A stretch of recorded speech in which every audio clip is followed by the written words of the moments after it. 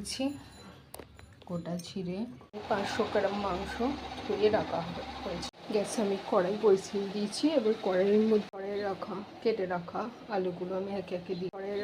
কেটে রাখা আলুগুলো আমি একে একে দিই। ভাজা হয়ে গেছে, এবার আমি একে একে আলুগুলোকে তুলে নেবো।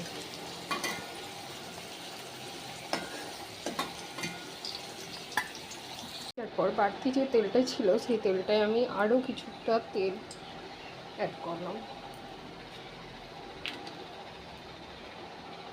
গরম হয়েছে, তেলের মধ্যে দিয়ে দেবো তেজপাতা, শুকনো লঙ্কা, গোটা গরম মশলা, গোটা জিরে,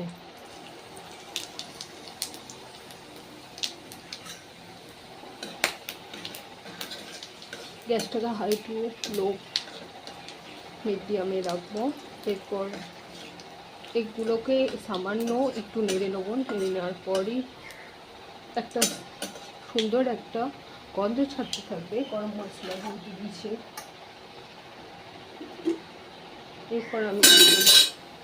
এরপর আমি দিয়ে দেবো পেঁয়াজ কুচি,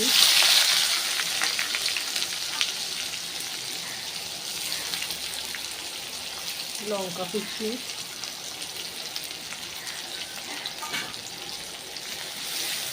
দেওয়ার পর নাড়তে থাকবো।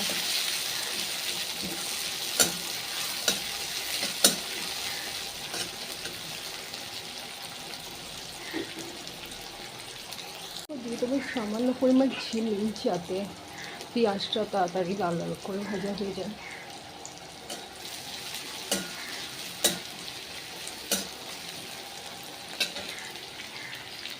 পেঁয়াজগুলো লাল লাল করে ভাজা হয়ে গেছে। এরপর আমি এর মধ্যে দিয়ে দেবো আদা রসুন বাটা।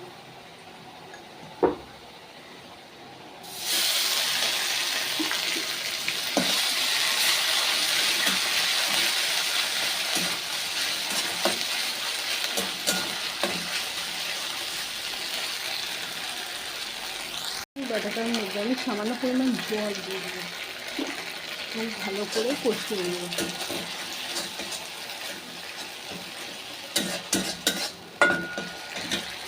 এটা চলে যাচ্ছে এবং তেলটা ছেড়ে এসছে। দেখো, এর মধ্যে আমি দিয়ে দেবো গুঁড়ো মশলাগুলো, লঙ্কা গুঁড়ো, জিরে গুঁড়ো, ধনে গুঁড়ো, হলুদ গুঁড়ো।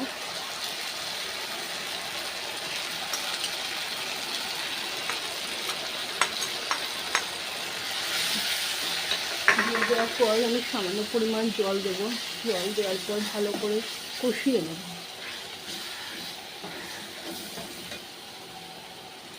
এবার দেখো মশলাটা থেকে তেলটা ছেড়ে এসছে।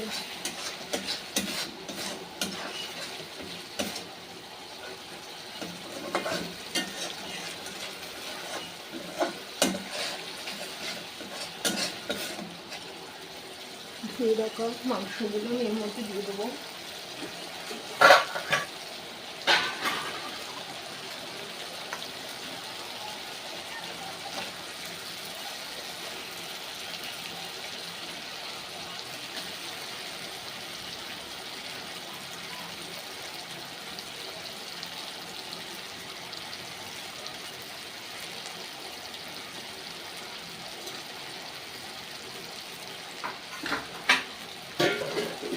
মাংসগুলো দেওয়ার পর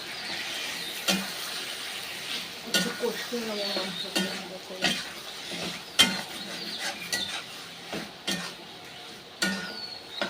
মাংসের মধ্যে নুন কিছুই দিয়ে রাখলে আগে থাকতে, তাই এখন নুনটাকে দেব।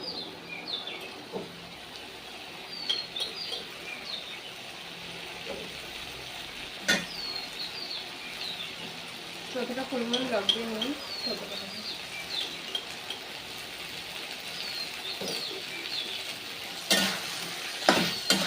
আরেকবার নেড়ে নেবো মাংসটাকে। এইভাবে আমি মাংসটাকে কষতে থাকবো।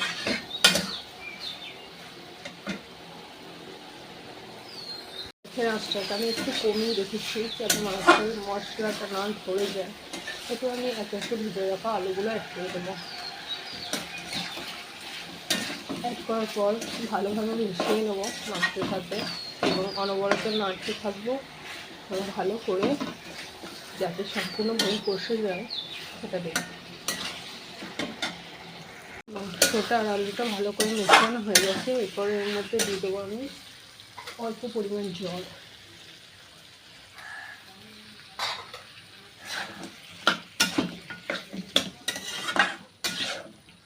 জল দিয়ে আবার নাড়াচাড়া করে ভালো করে কষে, এরপর আমি দিয়ে দেবো বাকি যে জলটা লাগবে, যতটা জল তোমরা রাখবে। আমি তো কষানোর মতন করবো, তো বেশি জল দেবো না, অল্প পরিমাণ দেবো।